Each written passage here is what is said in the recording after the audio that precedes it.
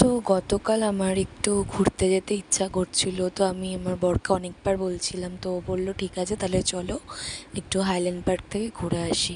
দেন আমরা হাইল্যান্ড পার্কে চলে এসেছি। তারপরে এখানে অনেকগুলো মোমোর দোকান ছিল, তো সেখানে প্রচণ্ড ভিড় ছিল। আলটিমেটলি এই দোকানটা ফাঁকা পেয়ে এখানে আমরা মোমো খেতে চলে এলাম। বাট মোমোটা একদমই বাজে, একদমই বিচ্ছিরি।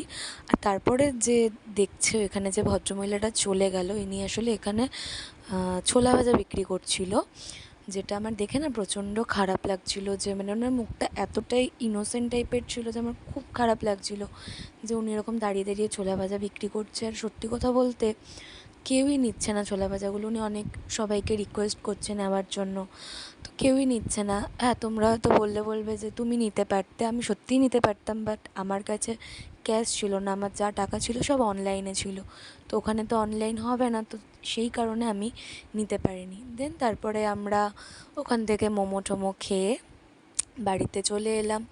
দেন বাড়িতে এসে আমার বরের আবদার ছিল যে একটু স্পাইসি এগ ভুজিয়া খাওয়ার জন্য, সেটাও করে নিলাম।